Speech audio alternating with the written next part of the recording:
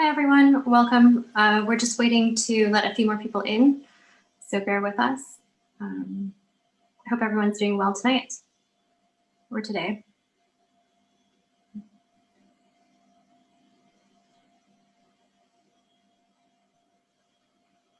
While we wait, just hi from London. Where is everyone from tonight? There's a chat function if you want to let us know where you're dialing in from. Don't know if anyone's actually dialing in anymore.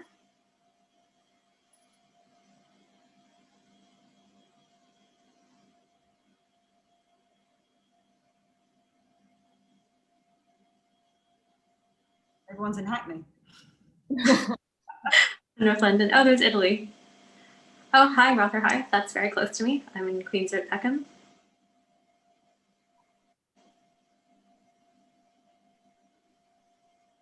Cool.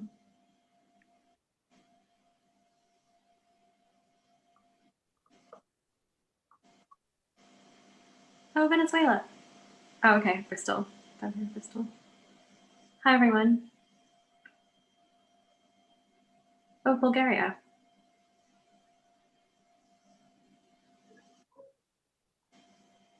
Okay, we're just waiting for a couple more people to join us.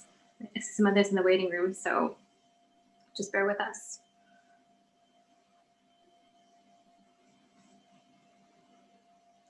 No, Brazil. Hi, Felipe.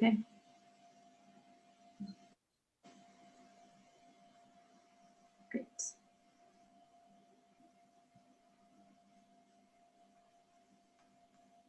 Great. Hi, everyone. I guess we'll make a start. Good evening. My name is Louisa Uliette, and I'm curator of talks and events at the Photographers Gallery. Thank you for joining us. We're delighted to be here with Diana Markosian and Fiona Rogers. This event marks the publication of Diana's debut monograph, Santa Barbara, and it's also our first event for 2021. So thank you. Diana Markosian is known for her intimate approaches to storytelling, using photography and video. Her work has taken us to the farthest regions of the world.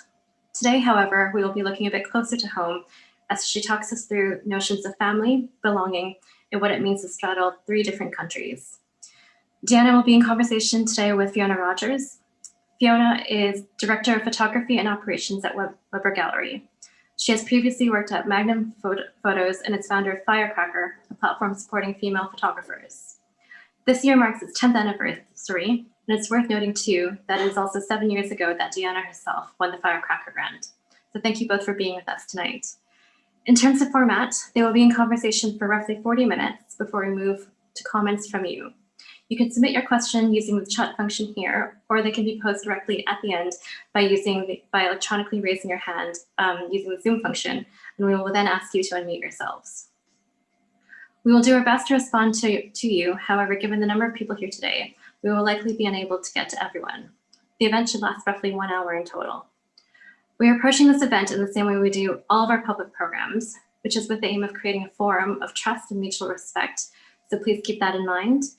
Before we start, I would like to thank Hannah Gottlieb-Graham, my colleagues Janice McLaren and Karen McQuaid for the support in making tonight happen, and lastly to you for joining us tonight. We hope to see you again at some of our other online activities, including tomorrow's Screen Walk with Cluster Duck. Thank you all again, and now to Diana Markosian and Fiona Rogers. Thanks, Louisa. Hi, everyone. Huge thanks to the Photographers Gallery for inviting us.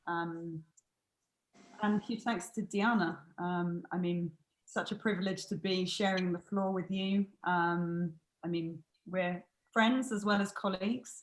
And I guess it makes sort of sense for us to sort of start at the beginning, essentially going back to 2014 when we first met. And we met because you won the 2014 Firecracker grant for female photographers. And that was with a body of work called Inventing My Father. Actually, in some respects, such a seminal body of work for you now, but looking back then, you know, you were still fairly young, sort of emerging photographer. But it'd be great to sort of understand a little bit more about that work, where it came from, the sort of genesis for it. It's a collaboration with your father, so I'm sort of interested to link that to the forthcoming work and about your identity really as a photographer, and how that early body of work sort of shaped you as an individual, but also your artistic practice. Yeah, thank you so much, Fiona, and everyone for being here. I think we can start with the slides even. This body of work really isn't even a project. It's not even work. It's become my life, and it's about my father, about an absent father that I found when I was 23, and we were separated when I was a little kid. And I always was curious about who he was. I had this real desire to meet him, and it probably just took me 15 years to find the courage to do so. And this image is the closest thing I had to a picture of him growing up. When I was a kid, we moved to America, and overnight he became in my life. And this is where I grew up, in Armenia, and between Moscow and Armenia. And if you could go back to that previous slide, of the family. So this is an image that I never had growing up, and only discovered it when I was 23. My father saved everything, and when I found him, he basically opened this archive of, experiences, memories that I had already forgotten. And if we could keep going. So it was just this real journey of discovering the past, and also trying to understand who he was and what he meant for me. This was the exact same year as that previous image and our life in California. And so finding him in Armenia and finding this other life that, I had already forgotten. This, if we could go back, sorry, this image is of my father and grandfather together. And my father is dashing off to work, and my grandfather is watching TV with his binoculars. And this is how I found his home. It was almost like a museum. Everything I remembered from childhood still there. That's a portrait of my grandmother. And it's as though things were just frozen in time, and portraits of my brother and I hanging in his home. So it was a real, it was just a real journey, but also something so painful because it was erased for me. And I saw that my father hadn't forgotten about me, and it was, this larger decision to move to America that really split us apart. And could keep going. And just before you move on, I just wanted to touch on that picture again, because for me that was one of the most striking images of the series when we first saw it in 2014.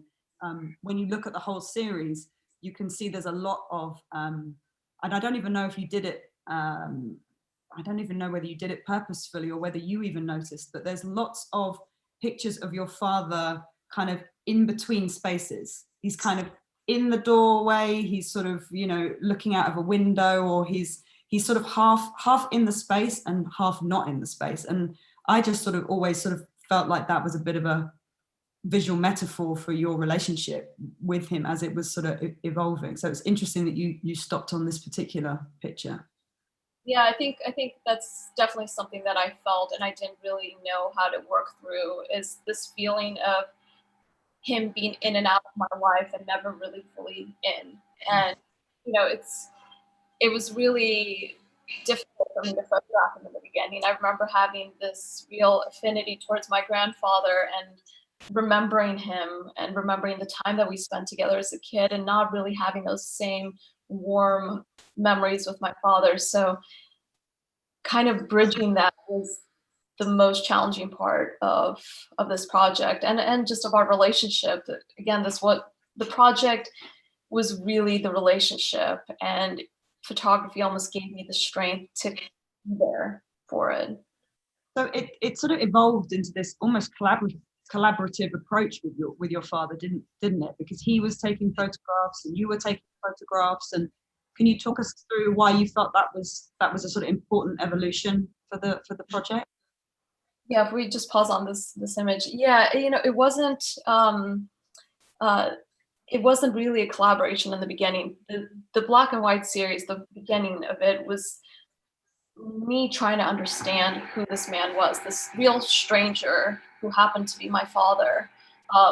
Discovering the fact that I was a missing child for 15 years. Like, this is a suitcase that was put together by my father and my grandfather of all these artifacts, you know, newspaper clippings, hundreds of letters that went undelivered or delivered but sent back, returned, just to you know, random homes in America in search for us, for my brother and I, because we were just taken overnight to base. So processing all of this as an adult, it was painful is really a kindly put word. It just completely changed my understanding of who I was, where I came from, and took a while for me to reckon with. And I can keep going. And I think it wasn't until the collaboration didn't happen until I became just more comfortable with accepting that this was my father. So this is one of those letters that was returned, and I kept a diary throughout the entire time where my father had a daughter the same year that I had found him. So I found him in January, and 9 months later he had another child, which, so, you know, processing all of that and realizing that so much of who I am is what I see in my father. And I think it wasn't for another 3 years that we started this series, which was Mornings with You, which was a collaboration together where we set up a tripod across our breakfast table and started making images together and trying to really build a relationship and get to know each other as real adults, and also working with Super 8 video that he shot when I was a child to bridge the gap. So in this photo, if you could go back, this photo, my father has a picture of me as a kid in front of him, and he, for a while, would have this portrait of me, and for him, it was a way of understanding that I am that same person. Um, you know, I was almost starting from a very neutral place. My father had all these memories of me until I was 7, so it was just this one way of kind of for him to bridge those 15 years and to be reminded of the fact that I was his daughter. Yeah. And so this collaboration. It's an incredible story, and in fact, in some ways, one of those sort of stories that you couldn't really make up. It's absolutely incredible. And I love the fact that, you know, you sort of come together in the end and produce this, you know, incredible body of work together. But we talked a little bit about, you know, the responsibility of depicting somebody else's life, and this is as much your story as it is his. I wonder as well if you can talk a little bit about that, and talk a little bit, maybe before we move on to Santa Barbara, talk a bit about you know, your father's reaction to what you wanted to do, and this sort of healing process, I guess, and how you absorb the responsibility of telling someone else's story, even when it's such an integral part of your own. Yeah, it's not easy. It really wasn't easy in the beginning. I think what made it a little better for me was the fact that my father is a writer. My grandfather's a painter. They're both artists. They both, you know, they both understand. They both understood what I was doing from the very beginning, even if I didn't really. I was just making images, and for me, that was the most special thing, because I felt like I was creating a record, and that was ours, and it couldn't, you know, for the first time, it couldn't be touched by anybody, and it was my relationship, and that felt so important and empowering in a way that I had never felt as a kid. You know, I think there was a lot of times where my father was just like, are we really going to take another photo? Is this really going to be our morning together? And I would pause because there was a sense of understanding where this is a forever thing that we're making together. This isn't about me completing this week today. There is no complete in our family.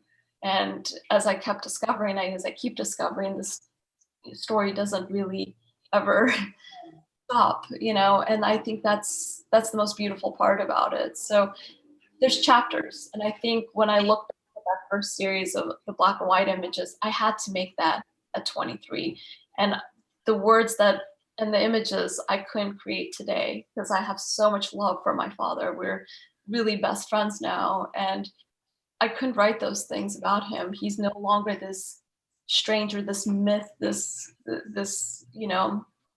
painful part of my life. He's just something very positive. And perhaps mornings was the bridge to that, and the bridge to a friendship in the making. Yeah, it feels like that. And it's interesting that you talk about it from a sort of chapters perspective, because I always felt like this was the sort of precursor to Santa Barbara, which feels like maybe a natural transition to that next body of work. But it's 1996 that you leave Russia, and I guess for people that don't know, I mean, it's a pretty incredible story, that your mother decides to take you and your brother overnight, without telling you or your father what was happening. Do you want to give a little bit of context to the project, and then we'll talk about it from a photographic perspective? Sure. Yeah. I think. Yeah. I mean, I remember that night. It was as dramatic as the text, which was my mom woke me up, said we were going on a trip. She told me to pack my important things, and then I remember flying, and it was really the longest flight I had taken. I thought we were going to Armenia because my grandparents lived there, and we happened to land in America, in Los Angeles, and it felt like we had entered this kind of mythical and dreamlike world that really didn't belong to us.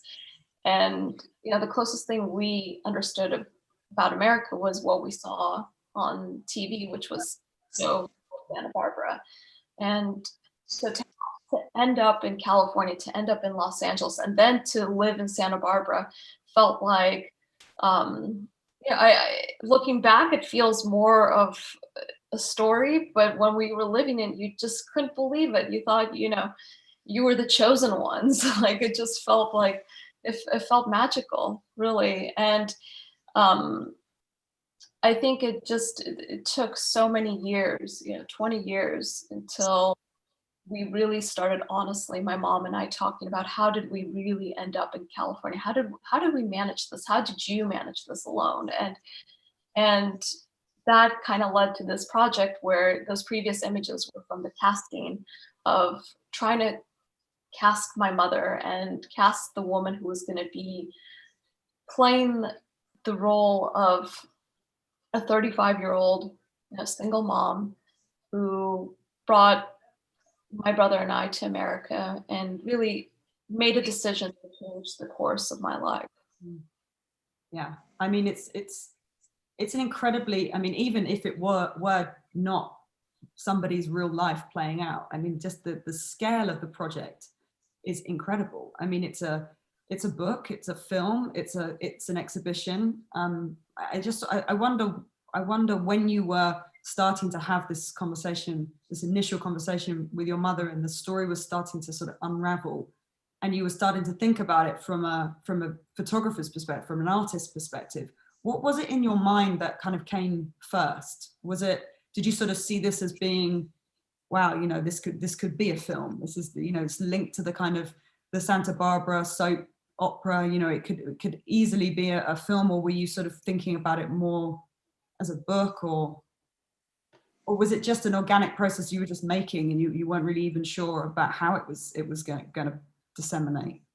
Yeah, it's always the latter, to be honest. I wish I was much more driven by concept or really saw the story as a story. But to me, it was just a process of, wait, this will happen. You basically met someone in the classifieds who lived in Santa Barbara, and that's how we came to America.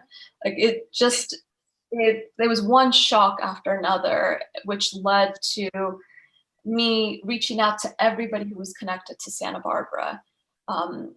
And to the soap opera, and to eventually meet the producers, some of the actors, the writers, and understand that my story is as dramatic as a soap opera on many fronts. And why not try to reenact it? Why not relive it so I can understand and really live with this part of my childhood a bit longer, because it's just something that again ended so abruptly. The Santa Barbara experience that we had, and the process of casting and the process of writing the script all took about a year and a half. So we went back to both childhood homes in Russia. Maybe we could go back to this scene at the bread lines. Those were all actors that I casted the day of, and went back to a market that my mom and I used to wait in line. And I just remembered this scene very well, of how my mom would just storm in and I would be on her shoulders, because you could get in through these lines quicker and actually get 2 loaves of bread. And getting the costumes, everything to look specific to the 90s, to that moment that I remembered. But really choosing my mom's perspective, because this wasn't about as much as it was about my mom, and trying to really understand who would make this decision, and why, and the sacrifice. I think I was really interested in the sacrifice that she made, because my mom fell in love with my father, and her life wasn't set up for anything but success. And then the Soviet Union collapsed, and then their marriage ended, and everything else kind of followed. So, when we're writing the script, it's just coming to terms with that ultimate sacrifice my mom had to make, to abandon this entire life and to, marry this man who was much older than her. And, at the end, it's, you kind of, as a kid, as a daughter, you realize all of this is for you, ultimately. And that, the amount of empathy and respect I've gained from creating this body of work is the most success that I could have asked for in a project, because it really isn't about these images or the book or the film. It's about, one, feeling something towards my mom, but 2, having her so involved that at the end she does feel like this is a reflection of her life, that I didn't just fictionalize, exploit, or produce a body of work for my own kind of gain. She sees herself in every frame, and that feels really important. And this image is at our childhood home, and I basically recreated the last argument my parents had. It was all filmed for the film that we made, and then this still was kind of the symbolism that I remembered of my parents together, always in a separate room, and my father just visiting. So when I say the project is ambitious, I really mean that. I mean, you took on a 360-degree role, and I guess in some respects it's important to have that role when you're telling not only your life story, but your family's life story. I mean, the responsibility of telling this accurately, and we'll sort of go on a little bit later to talk about the issues around some of that. But the work combines reenactments, it combines your family photo album, it combines archival footage from Santa Barbara, the soap opera. You managed to get Linda Miles, one of the original Santa Barbara soap opera writers, involved, but you also wrote So you were acting as director, casting director, writer, photographer. I mean, to say that it was an undertaking seems like a massive understatement, but I mean, how important was it for you that you oversaw everything? I think naturally it's your family story, so it's extremely important. And even when we were writing the script and we were touching on topics that I hadn't processed as a daughter, my mom's marriage to Eli, my stepfather, I think that's when I really paused because it hurt so much. It hurt so much. I remember asking my mom the day that we were photographing the wedding about, what were the vows like? And she just said, "What do you mean?" I said, "Well, what were some of the words, And she just laughed. She goes, "Diana, they were words." She goes, "I didn't understand. I was just repeating." Wow. And, that hit me. And again, like, I'm 31 now, and I'm in a place where I can listen to her for the first time and really not have that same anger or frustration that I had as a kid of, well, why don't I get to see my dad? Well, why aren't we in Russia? There's so much acceptance, and this is our story, and this is sort of the cards we were dealt at the end, or I was dealt specifically. And how do I really accept it? So that's been a big journey for me. But also the creating that script was not just me and Linda writing it. It was me traveling back to Armenia. This was last year, showing my father the script, giving him a pen and having him edit, the entire thing. Traveling back to California, giving my mom the script with my father's edits, her crossing out things that he had said, then giving the script to my brother. And, it became this real collective memory. And then almost abandoning the script for the entire film and just running with my mom's story, just everything through her perspective, because that's who I was after. That was to me, the main character of this piece. I wanted you to really believe in my mom and in that decision that she made. Yeah. And empathize with her as well. And I think, and try to understand what the sacrifices were that she made. And I guess it's worth saying as well that, your relationship with Eli was really good. I mean, he was a wonderful part of your life. But also, I guess, so it sort of naturally leads me to that question about, we were talking a little bit earlier about with your dad, the responsibility of sort of telling his story, the equal, if not more, responsibility you had towards your mother's story, and the nonsense sensationalizing of the choices she made. And I know that there's been some language and some issues with the way that some people have sort of reinterpreted the story. And I know Aperture do use the word mail order bride, but it's in the context of the overall story.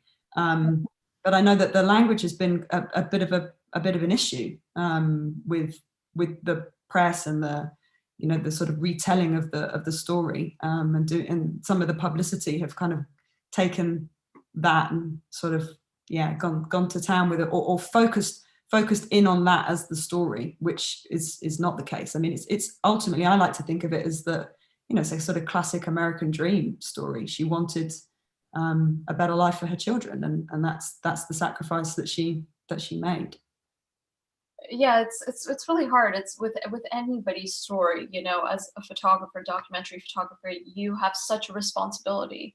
And it's almost hard for me to even approach a documentary project now because there's so much weight. Like if I've invested this much into my project, it almost feels like I have to do double for someone else's now, because it's such a privilege to be in, telling someone's story. So for me, it's been this growth where I started to understand, like, there's a boundary. This is my family's story, and these ideas and these words that we use, mail order bride, well, that just really exploits. And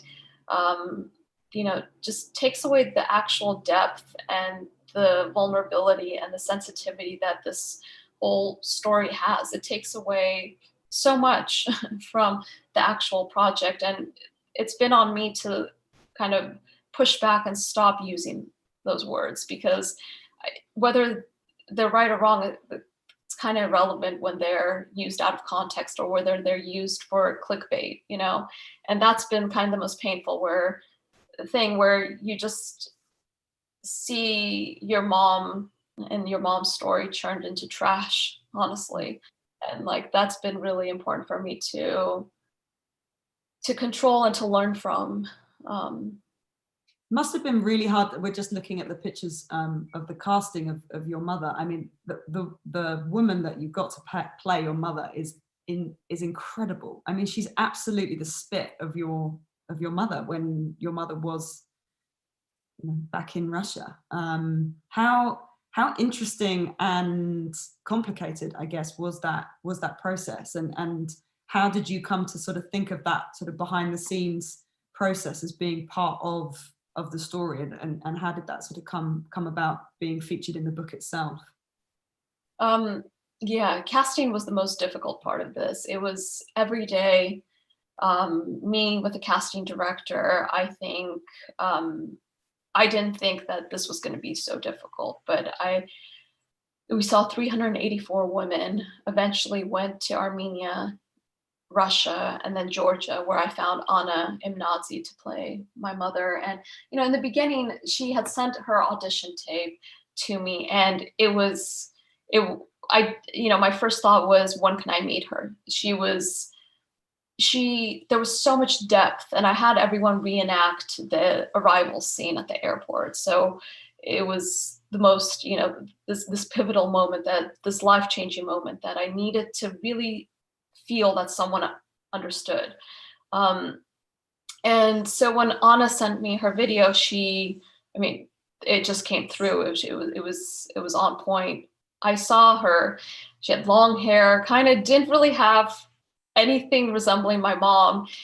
And what happened in the next year when I finally casted her was I saw her transform. She cut her hair, but beyond all of that, the more superficial things, she really felt my mom, and she became Svetlana. I saw her age within a year dramatically to reflect my mom in Russia. And it was really quite special. When we went back to my neighborhood in Armenia, someone from across the street just yelled, "Svetlana, we haven't seen you in ages." And she I had to explain that this was an actress. Yeah, it was so special to see the fact that this was worth it. It was worth the effort. It was worth the time. And we were failing so much throughout this entire project. By failing, meaning actors dropping out, sets not coming through,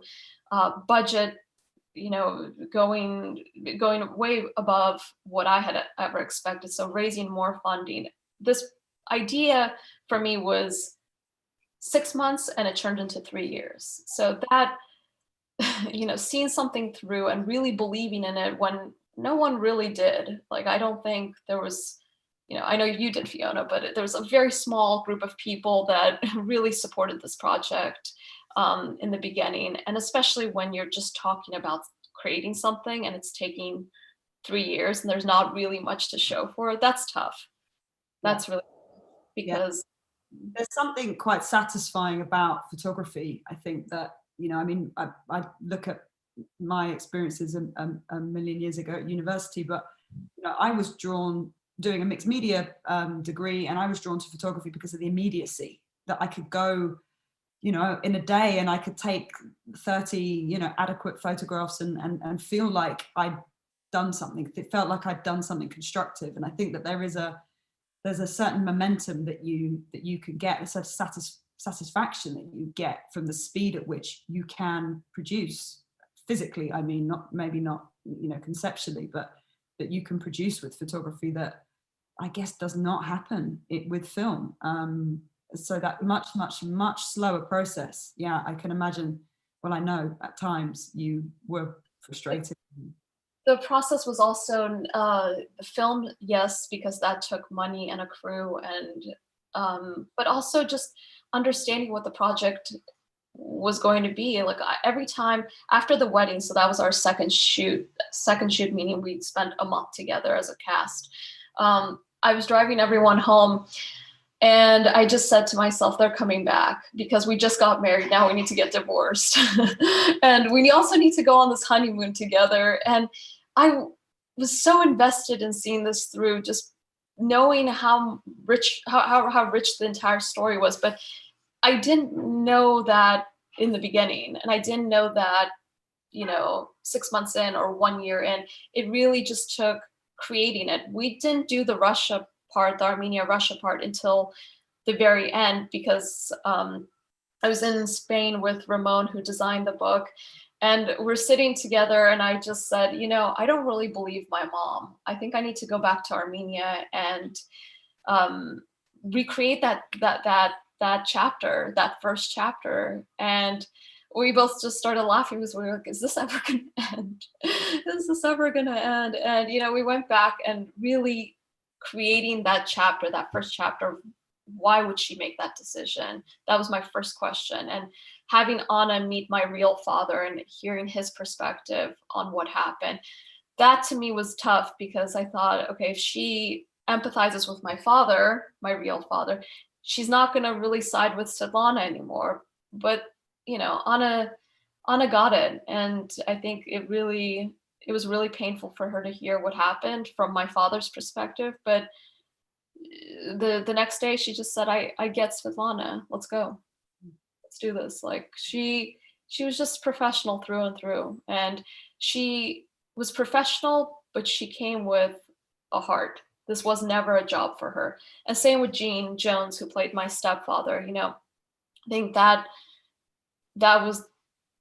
was a really special relationship I built with him, because it felt like I had Eli again in my life. And we were driving to Palm Springs, and he was talking to me about something, just kept talking and talking, and I was just exhausted by him, and just said, Dad, stop, I need to focus. And he just looked to me, he goes, kid, I'm not done. And, we just had this, it felt like dad. I called him dad throughout the entire time that we were together. And I think he had kind of adopted me as well. He understood what he meant to me, and he, in a way, allowed me to just have more time with Eli. Amazing. So you mentioned Ramon. The book is so beautifully designed. My copy. Whose idea was it to incorporate the Santa Barbara archival footage? Was that yours, or was that the point?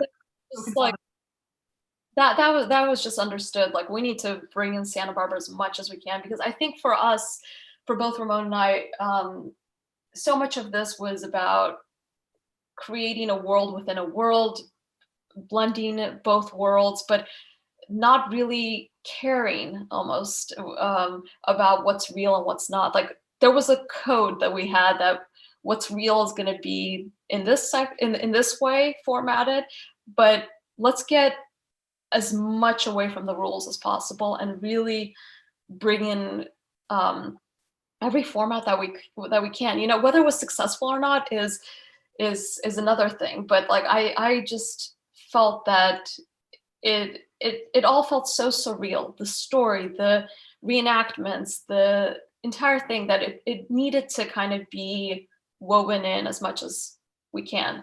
The cover was Ramon and the foil was me. So it's fun that we just had such a great friendship. I love these inserts, and just, yeah. Show the trailer. Oh yeah, can we? That could be the. You should be able to do that, Diana, I think. Find it pretty quickly. Yeah. Okay. Let's see if I can share my screen.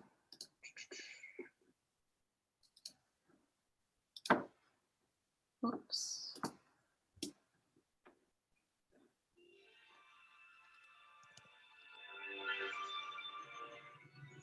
The love story continues on Santa Monica. I'm waiting for the role of Svetlana. I believe Svetlana is a mother first.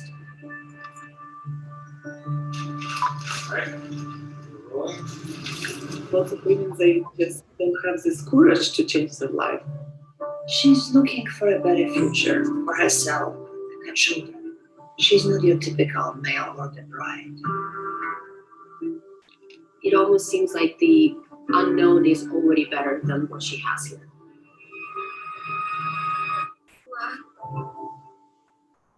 Do you think he's alive now?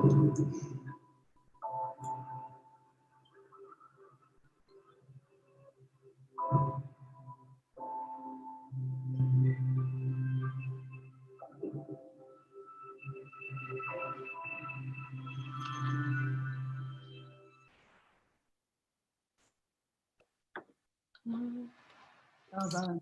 Amazing. So how's it rolling out this year? I mean, COVID aside, I guess. So the book is out with Aperture. The film is being shown at SF MoMA, or? Yeah, so the film is going to be shown at SF MoMA and then ICP, and it's going to be an installation that goes into the film as well. Yeah, it's been really tough with COVID because all of this was supposed to be last year, and then we had Arl as well, where it was going to debut. And I don't know. I think, you know, I guess I'm just thankful the book's out. You know, the book's out, and really just thankful that I got to do this project, even if the book or the exhibitions were all canceled. It just feels so beautiful to see something through it's been in my head for so long. Yeah, and I just wanted to, I know we're sort of running out of time. I just wanted to finish on talking a little bit about Armenia, because it's obviously been a really tough time for the country, and you sort of rallied together to do this print sale and raised an amazing amount of money. And I just wanted to sort of touch on, you know, obviously your story continues, and your relationship with your father continues, the relationship with your mother continues, and I guess, you know, being from sort of 3 different parts of the world, I imagine it feels quite discombobulating at times, and your sort of responsibility towards, you know, some of these places. And I just wondered if you could finish by talking a little bit about, you know, your connection to Armenia and what that means, and what you want to do with that in the future. Yeah, my connection to Armenia, it's complicated. I was born in Russia to Armenian parents, grew up speaking Armenian until we moved to America, and completely lost real touch with that identity when we were in America. So spent about 20 years not feeling any of that. And when I found my dad, I had to really start rediscovering, reconnecting, and just I guess reconstructing this identity for myself of what that meant for me, and how was I going to move forward with it. And that hasn't been a linear kind of journey, because it's hard. When I'm in America, I don't feel American. When I'm in Armenia, I don't feel Armenian. There's always parts and elements of me that obviously exist in both places, but there's not a real strong identity in one place. And I've had to kind of ask myself, like, what do you want at the end of the day? What do you want to be able to, you know, identify with? And if it is Armenia, how do you start making that connection stronger for yourself? And I think when the war happened, it really hit. It actually happened the day this book launched, and that was really difficult as well. Just trying to navigate that for myself, and knowing my entire family is there, and my friends are there, and it's just been a hard few months. And we had this print sale as a way of just starting something. I think that was really important for me. Just start anything. And the idea was to have a print sale for the month of November. It ended in 2 days. We sold out and raised 15,000, donated to the Armenia Fund. And I think it just sparked something much greater in me of how do I do more? How do I do more? How do I make a bigger mark? And, you know, thinking about that. And back in 2015, 16, I had raised $30,000 to rebuild homes of 3 survivors from the Armenian genocide. So it, you know, these are little projects. I'd love to do something more consistent and try to have a bigger mark in Armenia, because it is a part of me, and that and forever will be a part of me. Beautiful. Thank you. Good luck with it. Louisa, do you want to open to questions now? Yeah, we've had a few questions come in. So there were a couple questions about your relationship to your parents. We had one from Clancy and from Estefania, who asked whether you showed your mother the work, the film as it was a work in progress, or only when it was finished. And then also, how did that project change the relationship with your mother? Is that something that you feel okay answering? Sure. Yeah, my mom was a part of this throughout the entire series. So it's hard with a project, because just because you're ready to go backwards doesn't mean your entire family wants to as well. So that was a really important thing for me to respect. I think everybody kind of was looking forward in their life, and I was like, oh, well, why don't we just go back 20 years and kind of relive and re-traumatize ourselves? So luckily, I had a family who was on board with that idea. So we did that. And my mom, I think the relationship with my mom, you know, again, it's not just because we've done this, everything's great. We've done this and we keep working through this. And I think we've learned that it's just going to be bumpy, and bumpy's not bad. So that's kind of where we're at. And yeah, I showed my mom this project throughout the entire making of. Thank you. And I mean, it makes sense. I mean, relationships are a work in progress. They're not going to be clean and resolved. We have a couple of other questions about your experience of working in photography. Some practical questions about how did you go about raising funds to support your projects? Is there something that you can say about what it means in terms of raising money for production and to support your own work? And maybe there's something there about working with Fiona and other organizations.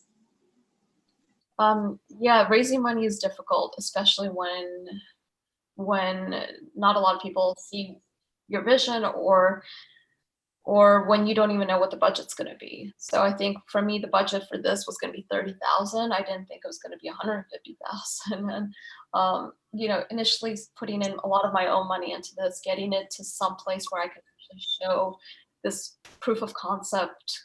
And I think there's been a lot of institutions, from the Magnum Foundation to the institutions in New York and the States, that have really supported my projects as they were coming about.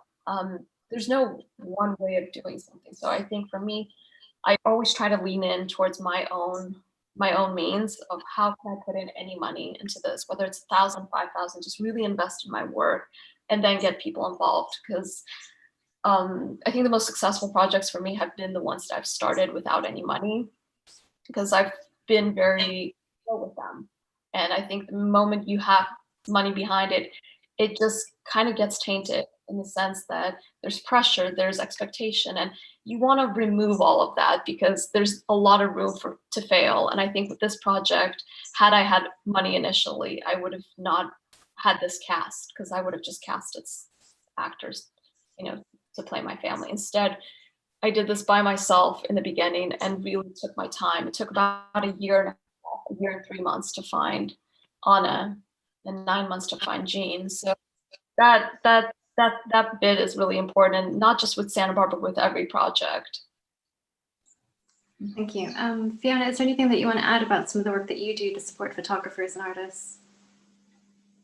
Sorry to put you on the spot. You're still on mute. Oh, what? That's fine now. Yeah, I mean, what we do, or what Firecracker did in the early days of Diana's projects is small fry compared to the sort of grants that she would be needing to support a project like this. But I guess the other thing that Firecracker gave to Diana back in 2014 when she was doing this work, and what a few of the previous grant recipients have said, is that it's that it's that confidence boost. It's the fact that these photographers, you guys are often working in such isolated conditions, and you've got your head down and you're just there producing the work, and often people aren't coming up for air and taking a kind of subjective look at their work. And I guess when you apply for these sorts of initiatives, or you apply for a grant or a competition, often it's, I guess, not really even the money. The money's great, of course, but oftentimes I think people just really appreciate having the recognition, but also the sense of confidence, the sense of being a part of something else, part of a community that acknowledges what you do, and then that it's good. And yeah, I think that's sometimes as important as fundraising for projects. I don't know. I mean, I always get a bit funny talking about that sort of thing, but I mean, maybe Diana can talk to more eloquently about what it means to win these sorts of things. Yeah, I remember what it meant, because I got this email. It was really late, like 9 p.m. and I was walking back to my home. I was in Beslan in Russia, and I was working on a project for Time magazine. I got this email. I was 23. Got this email from Fiona that basically congratulated me on winning this award, and she just looked at me and you said, "You should come to London. You have momentum." And I was in such a traumatic place, working on something so deep, and having the perspective of like your work actually matters to somebody. 7 years later, I remember that moment, and I did come to London, and we did meet. It's all. We did a talk for about 20 people in a bar.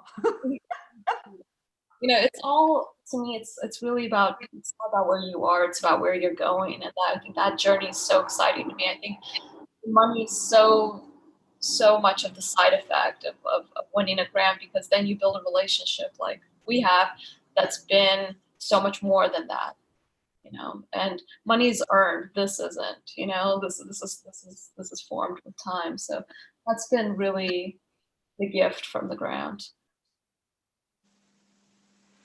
Thank you. I think we have time for maybe just one last question. And just to say, from my point of view, though, it is really interesting to hear how you two came together 7 years ago, and now having this opportunity to hear you two reflect together in terms of what your relationship might mean today, and also how it's been such an ongoing thing in terms of mutual support. But that's just an aside. Maybe one last question here also about memory. So it taps into what you said earlier about you, Diana, being in a position in your family to sort of reflect on something that maybe they wanted to leave in the past. So we had a question here from Caroline and from Alex, where they asked about how you spoke about wanting to recreate the scenes of your past, and then what do you think that reenactment adds to the viewer? And on that same notion of the subject of memory, did you find that process made you feel melancholic or oddly more nostalgic towards these events? And then, and even more so towards events that didn't happen. So for instance, I guess, parallel type of outcomes where you might not have moved to the US. If that makes sense. 3 different questions. Yeah. Let me bundle them. Maybe pick one of those. I guess the topic of memory, I think I'm fascinated by it. I'm fascinated by how we choose to remember things, and in a way we just choose the highlights, the things that feel important to us. And yeah, I think that's why this project needed to be a collective body of work where it had everyone involved, because it felt unfair for me, the youngest member of the family, to recall something I hardly, had real facts. I just had these feelings growing up. So having my mom's point of view was, to me, the right point of view, because she was ultimately the woman who made this decision. Yeah, how do you feel? You feel everything from joy to just not wanting to leave the bed sometimes because it hurts. It just feels, I think the most surprising feeling was how real it felt. I thought this was going to be a production. I didn't expect it to be my life again. And I shared the book with my grandmother in Armenia. She's 86 now, and she just looked through the pictures. She was really confused how everybody looked so young again. And I was explaining to her that no, these are artists who are playing our family. And she just closed her eyes and she said, Diana, she goes, it was so hard to live this once. Why would you choose to relive it? In a way, she understood something that so many people, including my close friends, didn't really get. This really was take two on a chapter of my life. Thank you. I'm sorry we're not able to get to the rest of the questions, but it's been quite busy here tonight, so thank you, everyone. Do you have any final comments, Diana or Fiona, just before we wrap up this evening? No, just to say thanks everyone for joining us, and thanks to Diana. Amazing work. Can't wait to see the film. I can't wait to see some form of exhibition. I love the book. So congratulations. Thank you both. Thank you all for joining us. We really appreciate your ongoing commitment to the gallery. We really wouldn't be able to do what we do without you. And at a time when we're unable to open our doors to you, we are grateful to be welcomed into your homes. If you have a moment, we'd love to hear from you. We'll be doing a quick poll at the end of this to get some feedback. And anyway, I hope you're all okay. Please keep checking our website for updates on forthcoming program. And thank you all, and see you again soon. Thank you, Diana. Thank you. Thanks, everyone. And thank you, everyone, for your lovely comments. I'm going to launch the poll now, by the way.